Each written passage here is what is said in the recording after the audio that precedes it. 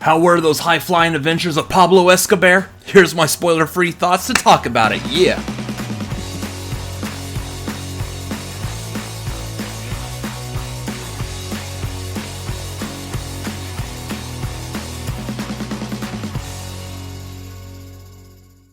Welcome to the Cinefanatics. My name is Robert Adams, and today I've got a review, spoiler-free, for Cocaine Bear. Real quick, before I jump into this review, make sure you go down, let me know your thoughts of this movie down below in the comments. Also, make sure you hit that like button and subscribe so you know whenever we drop new reviews, new reactions, and any other fun things we're doing right here on this YouTube channel. Let's get into this. Real quick, for those of y'all who don't know, this is based on true events. What that means is pretty much just like the first couple of minutes of this movie, which really isn't a spoiler, is based on reality. There was a drug pusher guy, I don't know the details, that was basically throwing bundles of cocaine out of a plane. He jumped out of the plane, got tied up in his parachute, and crash landed in a driveway in Knoxville, Tennessee. The bundles of cocaine got spread across the Chattahoochee National Forest, National Park, where it was, or a lot of it was ingested by a bear. But that's the point where this entire movie stops. That's the true events part of this. Going forward, it's all pretty much made up, as there was no actual record of this bear actually mauling and killing people, so it's all fictional from there on out. This movie was a lot of fun. I enjoyed it. It's quite a throwback to the 80s, at least as far as the music goes. The music is a major part of really putting you in that 80s vibe for this movie. Plus all the comedic humor, of course, the way that this was written. There's a lot of funny lines. A lot of the interactions that these random people have with this bear just leads to all kinds of hilarity. Most everyone in my packed theater were all laughing hysterically. But there were some parts of it that me personally, I was rolling my eyes okay, I guess this is where we're gonna head with this. But yeah, a lot of it otherwise was still a lot of fun. A lot of the actors in this, a lot of this movie as it starts out, we're focusing on individual groups all coming to this park. You've got Kerry Russell's a mom looking for kids. You've got the drug people trying to find their drugs.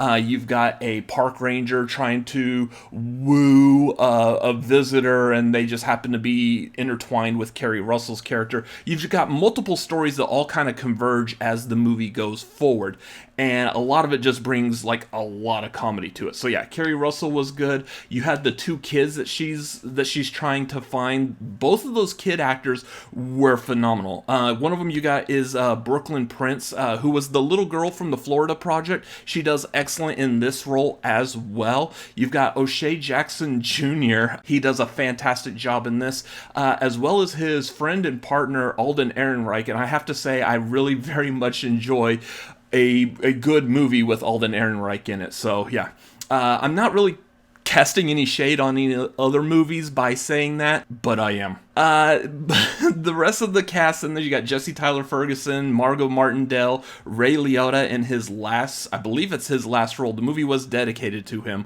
All phenomenal. Isaiah Whitlock Jr. is always a pleasure to see in anything that he's in. So yeah, good rounded out cast, great story. Again, the comedy was good. The gore's not quite as heavy as I thought it was. There is one extreme scene that if you're extremely queasy on gore, you would want to turn away from, but the rest of it really is just limbs getting ripped off. You do see the stumps of missing body pieces and stuff, so a lot of it is played more for humor, not so much as trying to gross you out, not the torture porn of the Saw movies from the mid-2000s. So everything is pretty straightforward.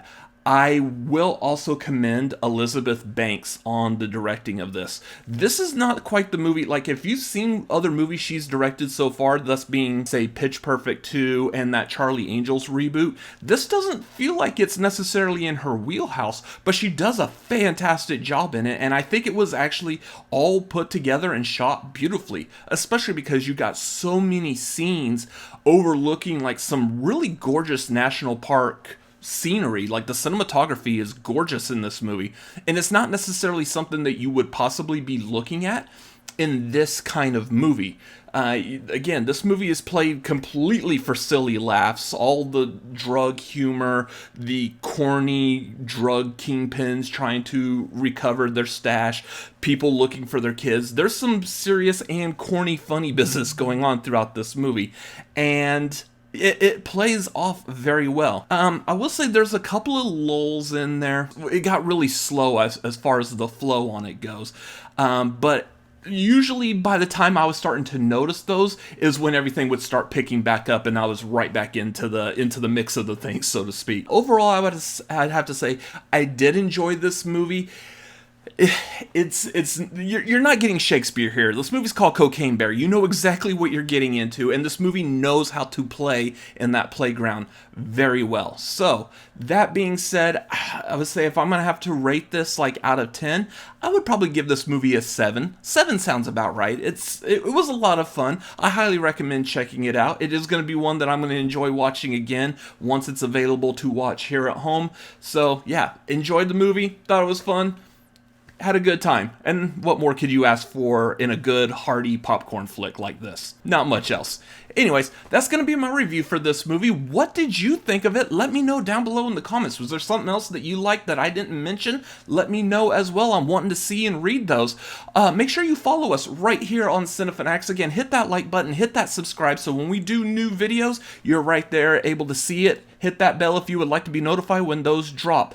Also, make sure you follow us at Cinefanatics MLP on Twitter and Instagram. You can follow me personally at Robert Adams MLP on Twitter, Instagram, Letterboxd, and YouTube.com/@RobertAdamsMLP. Anyways, that's going to do it for this review. Y'all have a great evening. We'll see y'all later. Bye.